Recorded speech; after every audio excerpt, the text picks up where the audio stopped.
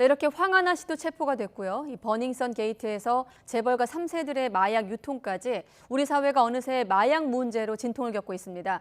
마약 청정국 지위를 잃은 것도 벌써 몇 년째라고 하는데 오늘 뉴스 TMI는 마약 청정국에 관해서 알아보도록 하겠습니다. 자, 박상원 앵커, 그럼 마약 청정국의 기준이 따로 있습니까?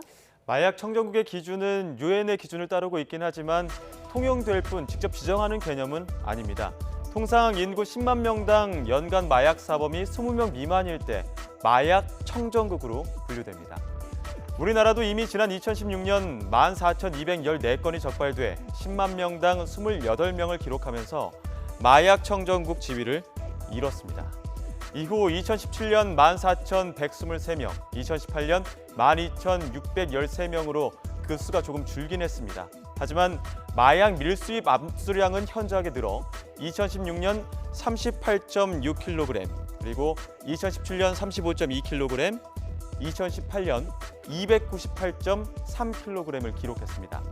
적발 건수가 줄고 압수량이 늘었다는 건 그만큼 단속이 어려워졌다는 방증이겠죠.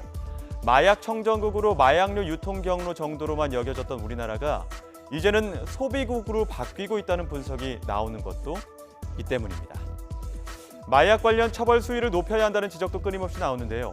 중국이나 태국 등 아시아 국가의 사법당국은 마약 관련 범죄에 대해 최대 사형까지 선고할 수 있도록 강력한 잣대를 적용하고 있습니다.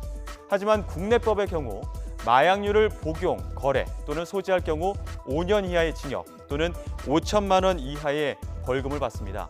그마저도 판결 수위가 낮은 편입니다. 검찰 관계자 등 일부에서는 연예인들이 투약으로 호기심이 생기는 데다 SNS의 발달과 잘못된 클럽 문화 등이 마약 확산에 악영향을 끼쳤다고 분석하는데요.